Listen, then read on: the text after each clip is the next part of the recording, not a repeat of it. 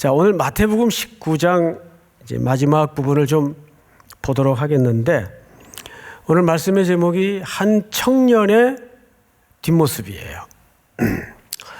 여기 등장하는 청년은 공간복음, 즉 마태, 마가, 누가복음에 다 기록이 돼 있을 정도로 중요하게 다루고 있어요. 그래서 그 세 복음서를 종합해 본 이 청년의 프로필을 좀 요약을 해드리겠습니다. 첫째, 이 청년은 일단 젊어요. 그리고 예수님 앞에 나와서 무릎을 꿇을 정도로 태도가 굉장히 겸손해요. 사실 젊은이가 그렇게 쉽진 않죠? 겸손해요. 게다가 어떤 진리에 대한 허기와 목마름이 있었어요. 게다가 누가복음에 보니까 또 마가복음과 함께 관원, 그 아르곤이라는 말인데 이 말은 우두머리 지도자, 이 정도 의미를 담고 있어요. 이 젊은데 지도자 자리에 있단 말이에요. 게다가 아주 결정적인 것은 부자예요. 소위 재물이 많아요. 근데 여기 문제가 있어요. 여러분, 이 청년이 그렇게 지도자요, 젊고 돈도 많고 태도도 좋고 영혼에 대한 갈증도 있는데, 어릴 적부터 부모 밑에서 율법을 잘 배워왔어요. 그리고 그것을 지켜왔어요. 이런 캐릭터를 우리 청년들이 뭐라고 하는지 아시죠? 사기 캐릭터의 준말. 그러니까 사실상 비현실적인 캐릭터다 그 말이겠죠. 어디 이런 사위감 좀 없습니까? 이 공간복음서를, 이 청년의 기사를 읽다 보면 참 대단하다, 그런 생각이 듭니다. 자, 그런데 여기 문제가 하나 있어요. 뭐냐면 젊은데 부자라는 설명입니다. 이건 사실상 2000년 전 고대 시대에는 불가능한 이야기거든요. 오늘날처럼 청년들이 예를 들어서 IT 쪽에 밝아서 돈을 일찍 번다든지, 또 벤처 사업을 시작했는데 대박이 났다든지, 젊어도 요즘 주식 같은 거 잘 또 운영을 하면 목돈을 쉽게 만날 수도 있겠죠. 근데 그러던 시대가 아니란 말이에요, 이때는. 그리고 청년들이 갖는 사회적 위치가 그렇게 썩 긍정적이질 못했습니다. 그런데 어떻게 청년이 부자예요? 그 말은 이런 뜻입니다. 자기가 실제 부자라는 말이 아니고 집안이 부자라는 얘기예요. 여러분, 우리 나라도 보면 그런 얘기가 돌아다니잖아요. 아버지가 부자는 진짜 부자가 아니래요. 그 위에 할아버지가 부자래야 그게 진짜 부자랍니다. 그러니까 부의 세습 또는 대물림 정도로 이해하면 딱 들어맞는 해석입니다. 자, 이런 캐릭터의 청년인데, 그리고 어릴 적부터 그 유대인들이 일관되게 추구하던 율법을 잘 붙들고 지키고 했는데, 왠지 모를 갈증이 있는 거예요. 왠지 모를 허기가 사라지질 않는 겁니다. 그러다가 소문에 여느 랍비와는 달리 아주 말씀을 잘 가르치고 특별한 랍비가 출연했다는 소문을 듣게 됐겠죠. 그래서 예수님이 가까이 오셨다는 이야기를 듣고 그 예수님에게 찾아간 겁니다. 그래서 오늘 첫 절을 볼까요? 이렇게 돼 있어요. 어떤 사람이, 그 청년을 얘기하는 거죠, 주께 와서 이르되 선생님이여, 호칭이 뭐라고 불리워졌죠? 선생님이여 그랬어요. 이 선생님이라는 말은 사실상 랍비라는 뜻입니다. 그러니까 아직 이 청년의 인식에는 예수님이 나의 구세주로, 나의 주인으로 이렇게 와 닿아 있지는 않아요. 그냥 소문에 기동량에 굉장히 훌륭한 분이다. 그래서 이분을 좀 찾아가면 내 영혼의 갈증과 허기를 좀 해답을 들을 수 있지 않을까? 이런 생각을 충분히 했겠죠. 그래서 찾아온 거예요.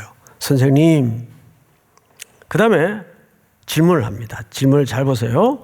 내가 무슨 선한 일을 하여야 영생을 얻으리이까? 이 청년이 저 10년 깊숙한 곳에 늘 풀어내지 못했던 숙제가 바로 영생에 관한 문제였어요. 자기가 이해하고 알고 있기로는 조상적부터 율법을 잘 지키면,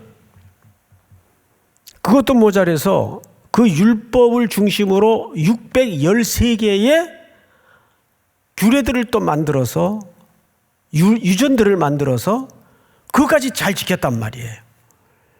그런데도 뭔가 이 청년의 한켠의 가슴 속에는 이 응어리 같은 것들이 아직 남아 있었던 것 같아요. 영적인 고민들. 그러니까 참 태도가 괜찮았던 청년입니다. 근데 와서 선생님, 내가 무슨 선한 일을 하여야 영생을 얻을 수 있겠습니까? 이렇게 질문을 한 거죠. 자, 우선 이 질문이 기초가 틀렸죠. 하나님께서 주시는 영생은 무슨 선한 일을 해서 인간의 노력과 그 결과 끝에 추구해서 쟁취되고 얻어지는 게 아니거든요. 근데 이 질문 자체가 이 청년의 신앙적 기초가 틀려 있다는 것을 우린 대번 눈치챌 수가 있습니다. 사실 이 땅에 존재하는 모든 여타 종교들은 이 논리에서 종교를 풀어갑니다. 그러나 기독교는 종교의 차원을 훨씬 넘어서는 유일한 진리죠. 무슨 선한 일을 해야만 그 결과로 영생이 부여되고 주어지는 그런 종교가 아니거든요. 자, 그러면 이제 예수님이 대답을 하실 차례예요. 예수님의 대답을 좀 볼까요? 17절. 여러분 한번 같이 읽어보십시다. 우리 17절 한 절만 다 같이 시작. 예수께서 이르시되 어찌하여 선한 일을 내게 묻느냐? 선한 이는 오직 한 분이시니라. 네. 내가 거기까지만. 예수님이 두 가지를 설명하셨어요. 대답이라고. 근데 제가 이렇게 읽기에는 청년의 질문에 대답처럼 보여지질 않아요. 첫 번째 대답이 뭐냐면 어찌하여 선한 일을 내게 묻느냐? 예수님이 하신 대답이에요. 아니, 그러면 우리 생각에는 당연히 선한 일을 예수님에게 묻지, 그럼 누구에게 가서 물을까? 이렇게 생각할 수가 있단 말이에요. 예수님이 지금 그런데 어째서 선한 일을 내게 와서 묻느냐? 두 번째는 선한 이는 오직 한 분이시니라. 하나님을 두고 하신 발언이거든요. 대답이거든요. 이제 이 부분 때문에 사실 학자들 간에 좀 논란이 많아요. 아니, 예수님도 틀림없이 하나님의 아들이시고 엄격히 얘기하면 신이신데 그럼 자기는 선하지 않다는 얘기냐? 육신의 몸을 입었더라도 죄를 짓지 않으신 분이기 때문에, 죄가 없는 분이기 때문에 선하다 할 수 있는데, 즉 예수님의 발언대로라면 하나님 한 분 외에는 선하지 않다는 말은 자기에게도 흠이 있다는 얘기일까? 그 얘기가 아니에요. 자, 이 문제를 해결하고 나야 다음 단계로 넘어갈 수가 있어요. 이 말은 청년의 인식을 어디서 틀렸는지를 지적해 주는 겁니다. 청년은 지금 예수님에게 나와서 예수님에게 질문을 했는데 예수님을 뭐로 인식하고 질문을 했죠? 랍비여 그랬어요. 선생님이요. 그러니까 예수님은 이렇게 대답을 한 겁니다. 네가 나를 일반 랍비들 중에 한 사람인 랍비로 인식을 해서 질문을 했다면 그 질문은 틀렸다 그 말이에요. 그러니까 그런 랍비를 총칭하는 한 사람으로서 인간에게는 선한 것이 나올 수 없다. 예수님이 선하지 않다는 말이 아니고 인간 랍비로서는 선한 사람이 없다. 랍비일지라도 율법을 가르치는 자일지라도 랍비를 포함한 모든 인간은 선하지 않다. 오직 선한 분은 그런 시각에서는 하나님 한 분밖에는 없다. 예수님 자신이 선하지 않다는 그런 취지의 말씀이 아니에요. 그러면서 마저 이런 얘기를 합니다. 자, 우리 내가 여기서부터 마저 한번 읽어보십시다. 17절 시작. 내가 생명에 들어가려면 계명들을 지키라. 이건 더 이상한 얘기를 하시는 거예요. 자, 여러분 화면을 좀 봐주세요. 우리가 이 말을 듣기에도 우리가 배워왔던 구원과는 좀 거리가 먼 설명이에요. 계명을 지키면 영원한 생명을 얻을 수가 있다. 근데 우리가 배워온 구원과는 그게 아니잖아요. 구원은 전적으로 은혜요, 선물이라고 알고 또 배워왔단 말이죠. 근데 왜 예수님이 이런 설명을 할까요? 계명을 지키면 생명으로 들어갈 수가 있다. 정말 그럴까요? 자, 여러분 제가 한 군데 구약 성경을 레위기서를 읽어 드릴 테니까 그냥 한번 들어보시기 바랍니다. 그리고 메모만 해놨다가 나중에 찾아보시면 좋을 것 같아요. 레위기 18장인데 이런 말씀이 있어요. 잘 들으셔야 돼요. 너희는 내 규례와 법도를 지키라. 사람이 이를 행하면 그로 말미암아 살리라. 다시요. 너희는 내 규례와 법도를 지키라. 사람이 이를 행하면 그로 말미암아 살리라. 나는 여호와니라. 이 레위기 18장 5절의 말씀이에요. 어떠세요? 성경에 이런 말씀이 있었나? 그럼요. 이 외에도 여러 군데 이런 유의 말씀이 있단 말이에요. 그러면 목사님 정말 규례와 법도 즉 율법을 다 지키면 구원을 얻는 겁니까? 얻죠. 근데 문제는 로마서에서 인간에 대해서 정의를 새로 내렸죠. 모든 사람이 죄를 범하였음에 하나님의 영광에 이르지 못하더니 의인은 없나니 몇 명은 있더라? 하나도 없더라. 그러니까 율법이 인간에게 주어질 때는 지켜라가 1차적인 목적이 아니에요. 율법이 인간에게 주어진 것은 네가 몇 점짜리인지 내가 확인시켜 줄게. 말하자면 우리의 진정한 인간의 타락한 인간의 실존을 드러내기 위한 방식이 율법을 주신 거예요. 그러니까 레위기 이 말씀은 지켜라고 주었지만 그것을 지켜내고 완성할 수 있는 인간이 성경 전체에 걸쳐서 없더라고요. 그 얘기를 하는 거예요. 그러니까 이 말은 맞는 말씀이에요. 맞는데 우리에게는 넘사벽, 넘을 수 없는 벽 같은 말씀이면서 동시에 우리는 이런 율법을 맞닥뜨릴 때마다 우리가 얼마나 여지가 없는, 그래서 그리스도의 은혜와 구속의 사랑 외에는 방법이 없는 존재구나, 그걸 깨닫는 거죠.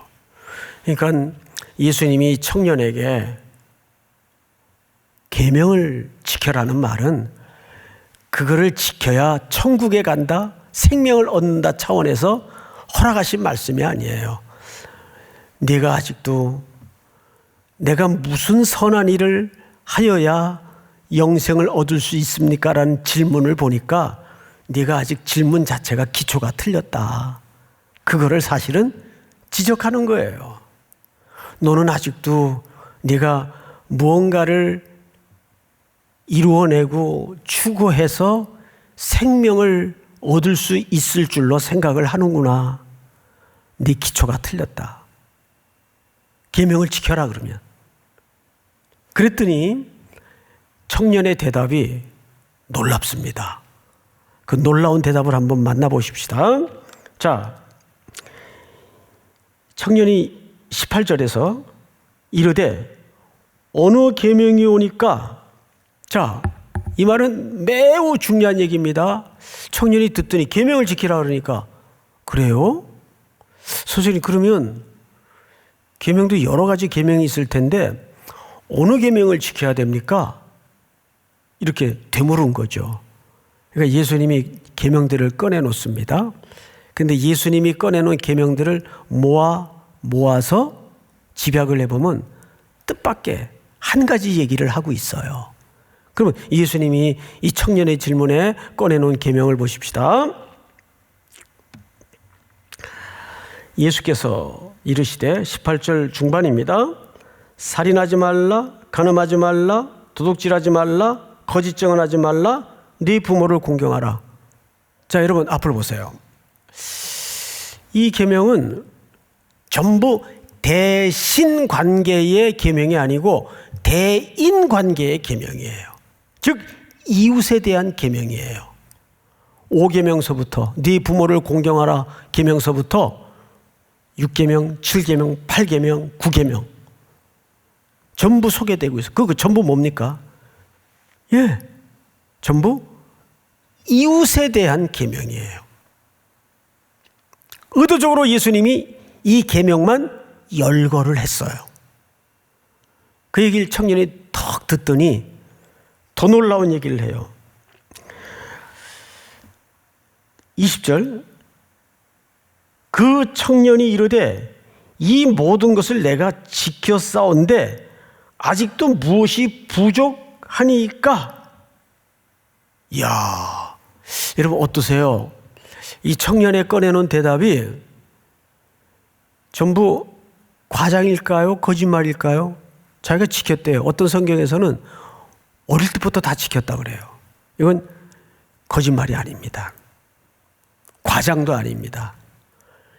이 당시 사회 사람들은, 유대인은 실제 율법을 어떤 식으로든 자기네들은 지켰고 하나씩 이루어 간다고 이해를 갖고 있었어요. 자, 제가 비슷한 인물 한 분 소개할 텐데 빌립보서 3장을 한번 띄워주실까요? 나는 8일 만에 할례를 받고, 바울이 한 얘기죠. 이스라엘 족속이요 베냐민 지파요 히브리인 중에 히브리인이요 율법으로는 바리새인이요. 그 다음 절 한번 같이 읽어볼까요? 시작. 열심으로는 교회를 박해하고 율법의 의로는 흠이 없는 자라. 네, 바울이 자기가 과거에 율법의 의로는 흠이 없는 자라 그랬어요. 거짓말했을까요? 과장을 지금 한 거예요? 아니에요.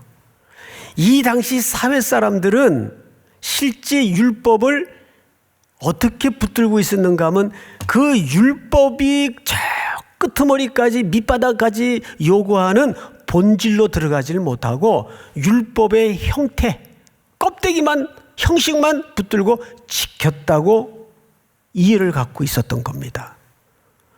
이것이 얼마나 무서운 이중성으로 드러나는지 몰라요. 결국 모든 5계명서부터 10계명까지의 이 요구는 예수님이 19절에서 어떻게 설명했어요?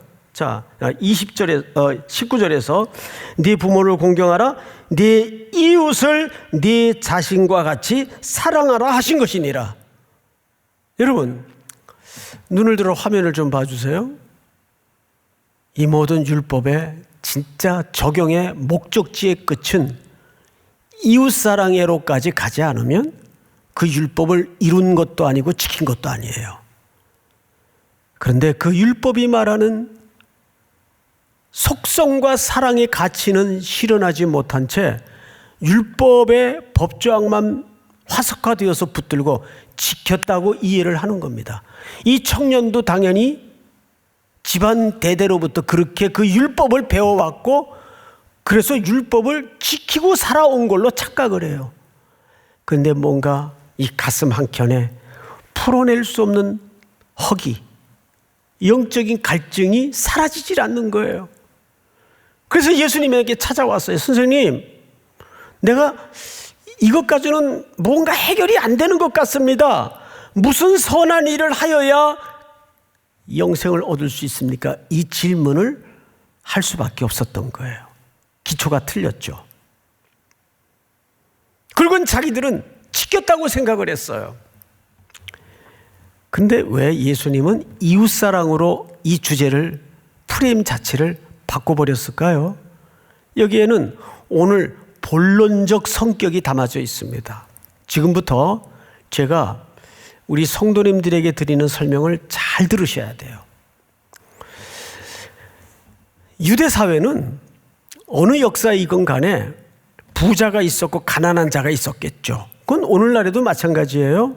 근데 특별히 당시 유대 사회의 사회상을 잘 그려낸 요세푸스의 글들을 읽어보면 부자를 어떻게 생각했는지 아세요? 부자는 선한 사람들이에요. 왜 그런 사고가 가능했을까? 하나님께로부터 복을 받은 자들이기 때문에. 그러니까 이들의 복의 결국 기초는 물질 세계관이에요. 아, 저들이 복을 받은 것은 하나님께로부터 은혜를 입은 거다. 그러니까 선한 사람이에요. 그래서 여러분 신약 성경에 보면 바리새인들은 돈을 좋아하는 자라. 기억나요, 안 나요? 돈을 좋아하는 자들이라고 지적합니다. 그들이 어쩌자고 율법 하면서 돈을 좋아하게 됐나요? 그런 사회적 인식 때문입니다. 그래야 존경을 받고 하나님께로부터 복을 받은 자로 선한 사람으로 인정이 되기 때문에. 문제는 이 반대 개념에 서 있는 사람들이에요. 반대 개념, 부자의 반대는 뭐예요? 가난한 자예요. 이런 논리대로라면 이 사람들은 하나님께로부터 뭘 못 받은 사람들이에요? 그렇죠. 복을 못 받은 사람들이에요. 여러분, 하나님께 복 못 받으면 죄인이에요. 그래서 이 시대는 가난한 자들에게 죄인이라는 굴레를 씌워줍니다. 그리고 하나님께로부터 복을 못 받은 자로 규정을 합니다. 비천한 자, 남녀 종들, 가난한 자들. 이 사회가 그런 프레임을 만들어서 성경을 잘못 이해하고 있었어요. 여러분, 이것이 하루아침에 이루어진 가치관일까요? 그렇지 않다는 데 문제가 있죠. 아까 제가 이 청년이 젊은데 부자라 그랬어요. 그럼 무슨 뜻이라고요? 집안이 부자라는 얘기예요. 그러면 그 집안은 부자로 형성되기까지 어떤 축적된 가문의 역사를 만들어 왔을까요? 제가 한 군데 소개를 좀 하겠습니다. 아모스 8장을 열어보세요. 8장 떴죠? 가난한 자를 삼키며 땅에 힘없는 자를 망하게 하려는 자들아. 땅에 힘없는 자는 가난한 자고 비천한 자고 남녀 종들을 얘기하는 거겠죠? 이 말을 들으라.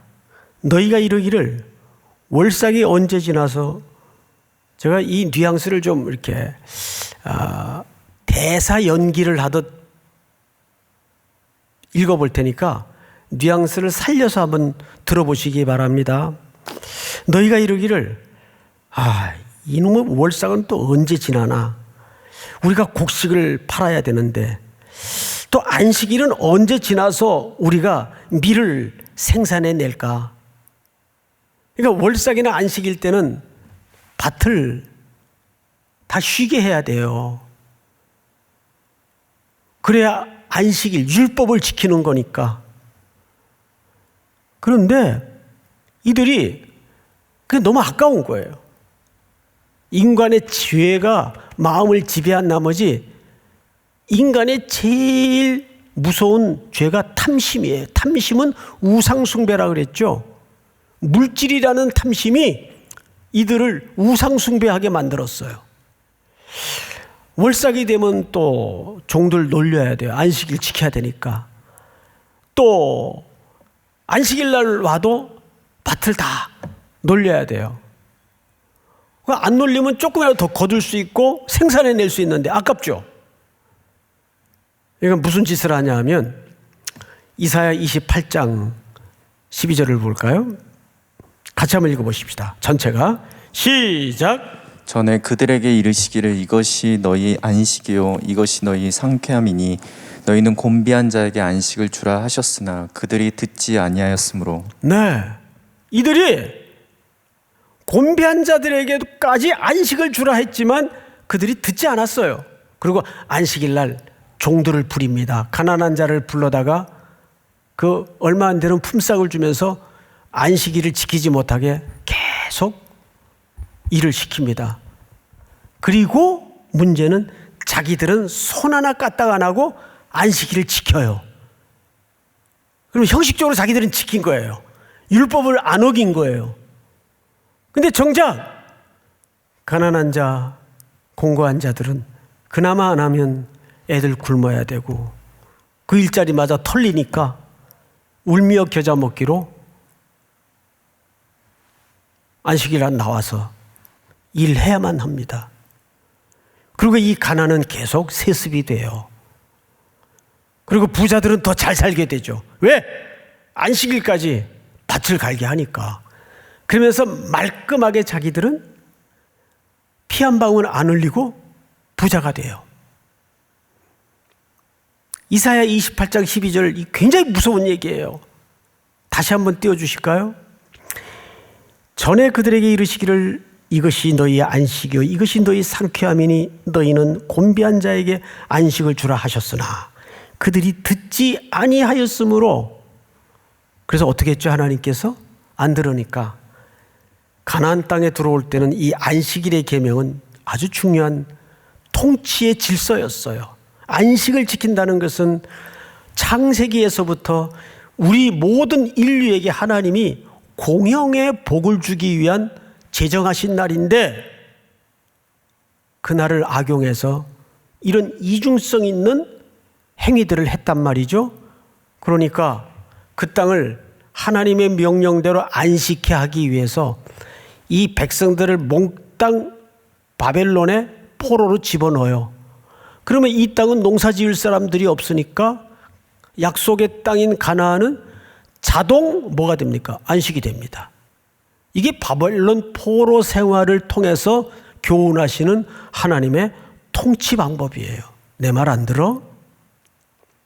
몽땅 뽑아다가 바벨론의 강변에 풀어놓고 그 뜨거운 태양의 나라 햇볕 아래 물줄기를 파괴하는 거예요. 하루 종일 노동에 내모는 거예요. 너희들 일 좋아하지? 원 없이 일해봐라 한번. 원래 출애굽기 20장 10절에서는 안식일법이 이렇게 돼 있었어요. 같이 한번 읽어볼까요? 시작. 일곱째 날은 내 하나님 여호와의 안식일인즉 너나 내 아들이나 내 딸이나 내 남종이나 내 여종이나 내 가축이나 내 문 안에 머무는 객이라도 아무 일도 하지 말라. 이 안식일은 하나님이 인류에게 복을 주시기 위해서 제정하신 날인데 너 당사자뿐만 아니라 네 밑에서 가난하게 하루 벌어 하루 먹고 사는 그런 남녀 종들에게도 네 문 안에 유하는 객마저도 이방인들까지도 안식을 하도록 하라. 이게 원래 율법의 정신이에요. 그럼 이 율법의 정신의 끝은 뭐죠? 이웃사랑이에요. 그런데 이 청년마저도 와서 묻는 질문이 그거 다 지켰다는 거예요. 예수님이 웃죠. 허허, 아직도 율법의 진정한 속뜻까지 내가 들어가지 못했구나. 그러니까 예수님께서 이런 말씀을 하세요. 성경을 잘 보십시다. 21절 제가 읽겠습니다. 예수께서 이르시되 네가 온전하고자 할진대. 잠깐 저를 보세요. 여기 온전하고자 라는 이 텔레이오스라는 말은 인간이 쓸 수 있는, 그리고 인간이 만들어낼 수 있는 표현이나 단어가 아니에요. 이 말은 하나님께서 주체가 되셔서 하나님이 만들어낼 수 있는 내용이에요. 온전이라는 말은. 온전은 그래서 신의 속성에 속한 단어예요. 네가 정말 온전하게 되려면 그 뜻이에요. 가서 네 소유를 팔아 가난한 자들에게 주라. 자, 여기서 이제 우리 모두가 부담이 꽉 되죠. 야, 그러면 뭐 천국에 들어가려면 재산도 갖지 말아야 되고 다 그냥 교회에다 헌금하고 뭐 그래야 된다는 얘기냐? 그 얘기가 아니에요. 이 얘기는 더 높고 근본적인 얘기를 담고 있는 겁니다. 네 모든 소유를 다 팔아 가난한 자들에게 나누어 주라는 말은 이웃사랑의 실천을 해라는 얘기예요. 온전이라는 개념은 이런 뜻입니다. 그걸 제일 잘 설명한 그림이 누가복음 15장에 등장을 하죠. 둘째 아들이 아버지가 아직 죽지도 않았는데 아버지 살아있을 적에 두 눈 뜨고 있는데 유산을 요구해요. 이건 천하 못된 놈이에요. 아버지 보고 죽으라는 얘기예요, 그냥. 근데 무슨 심산인지 아버지는 유산을 줘요. 그리고 이 둘째는 그걸 챙겨서 아예 돌아올 마음이 없는 확실한 표현을 성경이 기록하죠. 국경을 넘어가요. 그냥 안 돌아오겠다는 얘기예요. 유대 땅 지경을 넘어가요. 거기서 부어라 마셔라 홍야홍야 다 털어요. 장기와 탕진을 다 해버려요. 나중에는 유대인들이 제일 혐오하는 짐승인 돼지 쥐염 열매를 먹고 살아요. 인간이 내려갈 수 있는 가장 밑바닥까지 내려갔을 때 그 의식 속에 아버지 집이 기억이 나요. 이게 원래 하나님의 형상대로 아버지 아들이면 당연히 회복돼야 될 귀소 본능이죠. 그제서야 이 아들이 내 아버지 집에는 먹을 것이 많고 종들도 많고 모든 게 다 있는데 내가 미쳤지 왜 이 짓을 하고 있지? 그래서 작심을 하고 돌아갑니다. 근데 아직 거리가 먼데 아버지는 완전히 몰골이 가버린 거짓골이 된 아들을 한눈에 알아봐요. 어찌 잊었겠어요? 그리고는 달립니다. 아들을 향해 뛰어요. 왜 뛰었을까요? 그런 아들은 율법에 마을 어귀에 나타나면 그 마을 공동체가 돌을 들어서 쳐서 죽이도록 돼 있어요. 혹여라도 마을 사람들 눈에 먼저 뛰면 큰일 날까 봐 달려가서 아들을 안아버립니다. 끝난 거예요. 그리고는 그 못된 아들을, 흠투성이의 아들을 집에 데려다가 그냥 옷을 입혀요? 좋은 옷을 입혀요. 그냥 송아지를 잡아요? 살진 송아지를 잡아요. 최고의 대우를 합니다. 무슨 뜻이에요? 그때 둘째는 흠투성이지만 온전해진 거예요. 아버지의 집에서만이 온전해질 수 있어요. 할렐루야. 아버지의 집에서만이 온전해질 수 있어요. 이 텔레오스는 그 개념이에요. 그러니까 이 말은 이런 뜻입니다. 네 재물을 다 팔아야 네가 온전해질 수 있고 천국에 들어갈 수 있다는 말이 아니에요. 내가 이미 너희를 온전케 했다. 어떻게 온전케 했어요? 어떻게? 고린도 후서 8장 9절이 오늘 결론입니다. 우리 같이 한번 읽어보십시다.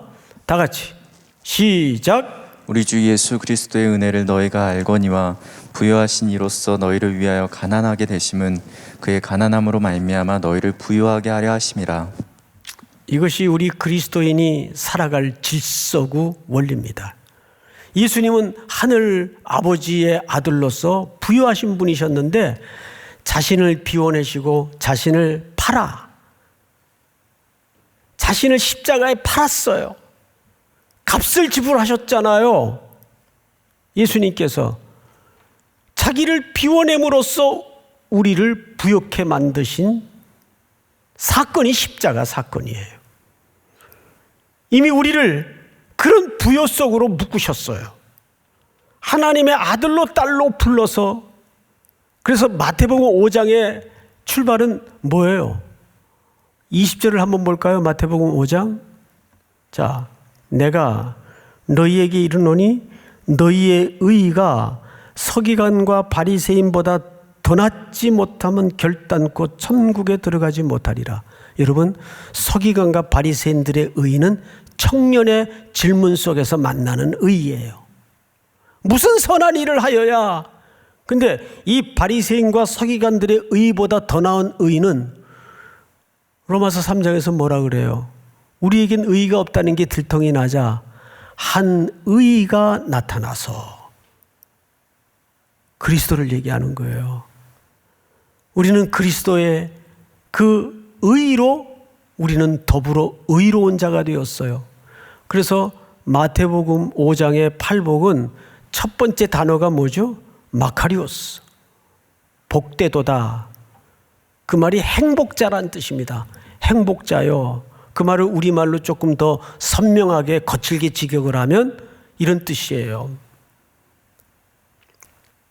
따라서 합니다. 우리 화면으로 예배 드리는 분들 따라서 해요. 너는 좋겠다. 예, 잘하셨어요. 한 번 더. 너는 좋겠다. 정확하게 그게 복이에요. 넌 좋겠다. 아버지가 재벌 회장님이라며 넌 태어날 때부터 주식 200만 주 받고 태어났다면서 너는 좋겠다. 그런데 그 정도겠어요. 딱 태어났는데 아빠가 장동건이야. 엄마가 고소영이야. 예? 예. 우리 애가 한 번은 그러더라고요. 태어났는데 아빠가 목사님이야. 얼마나 답답하겠어요, 평생. 예? 뭐만 눈치를 목사 이상 보고 살아야 되니까. 먼 훗날 또 그 인생도 얼마나 복된 줄 지금도 누리고 알고 있지만 더 풍성히 알게 되겠죠? 그런 거예요.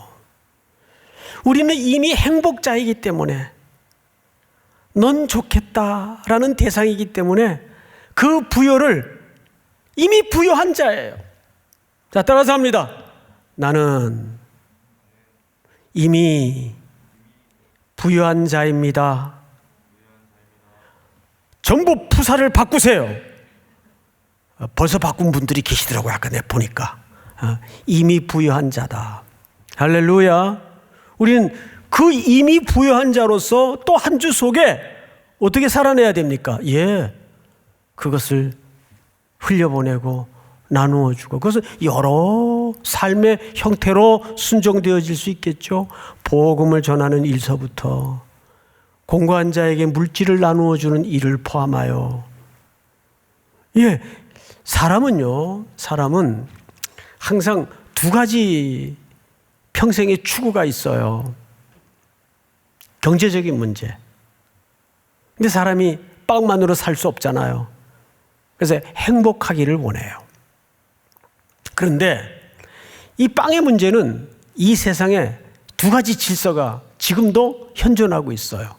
자유경제, 시장경제의 체제, 또 하나는 사회주의 경제의 체제. 어느 게 낫냐? 둘 다 허점이 있고 문제점이 있죠. 실패도 했었고 그 실패의 열매도 우리가 지금 겪고 있고. 자, 이 문제는 우리가 전문가가 아니니까 차치해 두고라도 광고 카피 문구나 자기 개발서 서점에 가서 보면 8, 90%의 아젠다가 인간의 개인 행복의 추구예요. 넌 행복한 권리가 있어. 너는 네 시간을 행복하게 살아낼 책임이 있어. 근데 소위 그 세상이 말해주고 있는 행복이라는 것은 인간이 만들어내고 인간이 추구하고 인간이 애쓰고 인간이 노력해서 쟁취해야 되는 행복이에요. 그게 요즘 TV 틀면 제일 중년 남성 이상들이 많이 보는 프로가 나는 자연인이다. 그걸 그렇게 본다 그래요.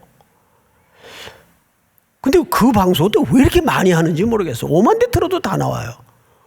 시간대별로 하는 것 같아요. 1년 전, 2년 전 프로까지. 보면 그냥 그 심산유곡, 깊은 산속에 들어가서 그냥 진짜 혼자 해먹고 산에서 열매 따먹고 살아요. 아무 걸리적거리는 것도 없고 일어나고 싶을 때 일어나고 밤을 새도 누가 뭐라 그러지 않고 뭐 좋겠죠.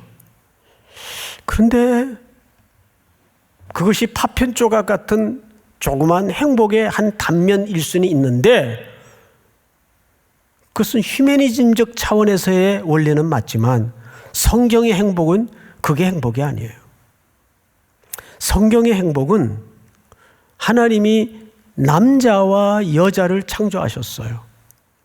그리고 이 양자는 서로 돕고 섬기며 사랑하며 살도록 설계하셨습니다. 이걸 뭐라 그러죠? 상호 의존적 행복이에요. 이것이 최소 단위의 공동체예요.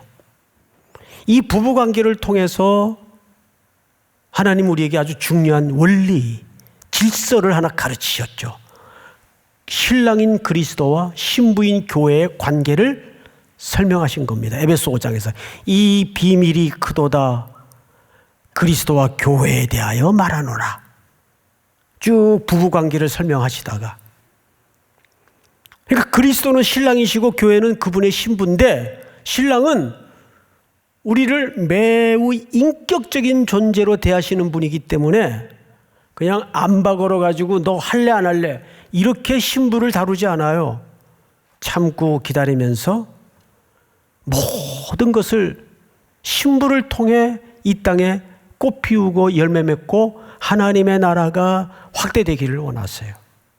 그 공동체성이에요. 그것이 거기서만이 어떤 세상도 가져다 주지 못하는 참된 성경적 행복이 생산되기 때문입니다.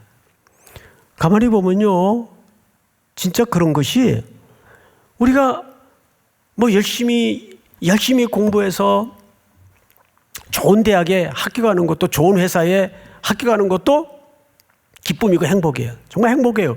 그럴 때는. 그런데 그 다음 그분의 스토리가 있어야 될 거 아니에요. 그 학교를 통해서 그 직장을 통해서 나는 예수님 다시 오실 때 이웃을 위해서 흘린 눈물이 있는가? 이웃을 섬기다가 손에 상처난 상흔을 갖고 있는가? 거기서 생겨나는 행복은 억만금이 있어도 대체할 수 없는 행복이에요. 하나님이 원래 인간을 그렇게 설계하셨어요. 누군가를 돕고 서로 의존하고 서로 섬기며 사랑함으로써 생겨나는 행복.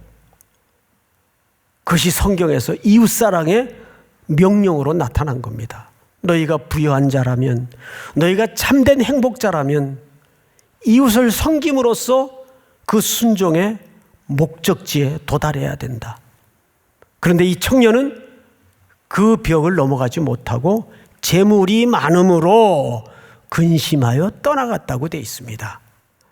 이 청년은 누구의 이야기일까요? 오늘 저와 여러분들의 이야기일 수도 있어요. 우리 삼일교회는 주님 오시는 그날까지 이 땅에 공고한 자들, 누군가의 도움 없이는 생존이 어려운 분들, 그분들을 섬기고 함께하고 도움으로써 서로 사랑하고 섬기며 신뢰하고 의존하는 가운데 그리스도께서 꿈꾸시던 그분의 나라, 그분의 질서, 그분의 행복을 함께 공유할 수 있는, 하나님의 형상이 회복되는 그 행복을 경험할 수 있는 좋은 공동체로 또 한 주를 순종하여 살아낼 수 있기를 주님의 이름으로 축원하고 축원합니다. 우리 예배드리는 그 자리에서 다 일어나십시다. 내가 주인 삼은 모든 것 내려놓고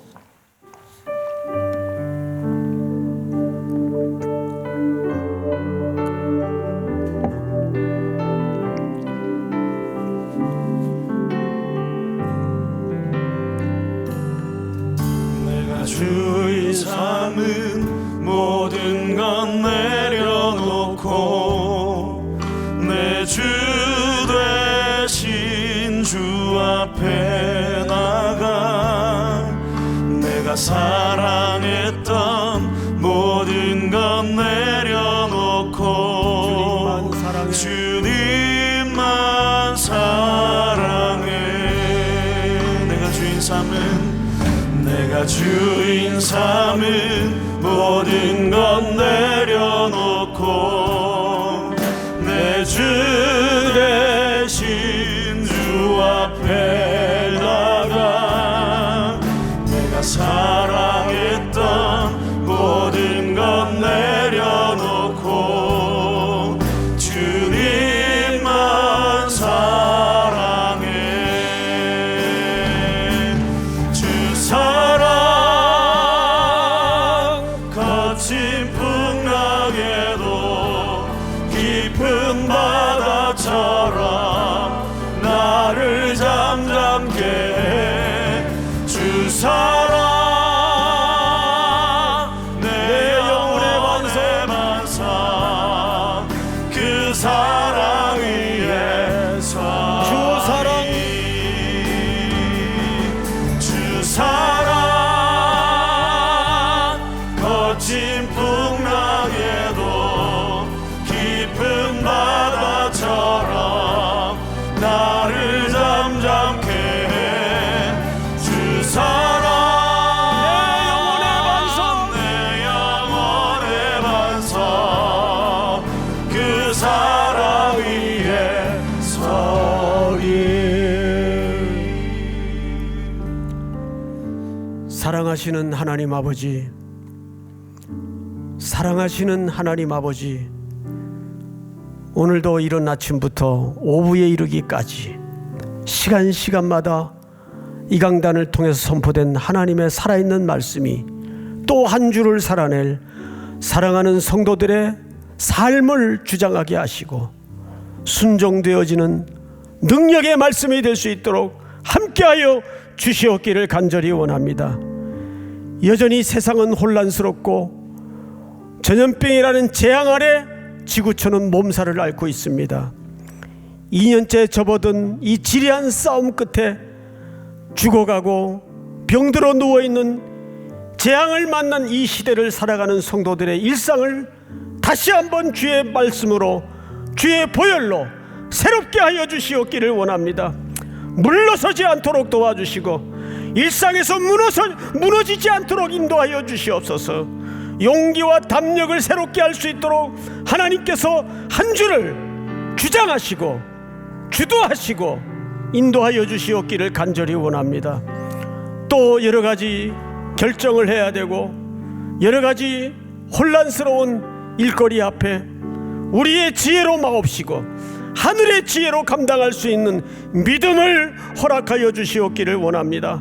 모든 성도들의 언어에 하나님의 말씀을 물려주시고 누구를 만나든지 무슨 일을 만나든지 아무것도 염려하지 말고 오직 모든 일에 기도와 간구로 구할 것을 하나님께 아뢰는 기도에 무릎 꿇는 순종이 있도록 도와주시고, 이 순종은 공고한 삶의 현장에 우리 성도들의 순종을 통해서 많은 생명을 회복해내고 삶의 자리를 소성케 하는 귀한 주님의 도구로 쓰임받는 한 주가 되도록 이끌어 주시옵소서. 몸이 아픈 자들에게는 건강을 회복케 하시고, 여러가지 깨어진 인간관계 때문에 신음하는 자들에게는 예수의 피로 십자가의 사랑이, 순종이 그 현장에 회복되게 하시고, 물질이 구체적으로 필요한 자들에게는 후히 주시고 꾸짖지 아니하시는 하나님께 구하는 은혜를 누리게 하여 주시옵소서. 부유하신 주께서 이미 부유하신 주의 백성들을 향하여 그 부유함을 누리며 살아갈 수 있도록 함께하여 주시옵소서. 지금은 우리 구주 예수 그리스도의 은혜와 하나님 아버지의 사랑과 성령님의 교통하심이, 머리 숙여 경배를 드리는 사랑하고 사랑하는 귀한 우리 3일의 성도들, 청년들, 해외 군에 출타해 있는 가족들, 복중의 생명들까지 영원토록 함께 있을지어다. 아멘.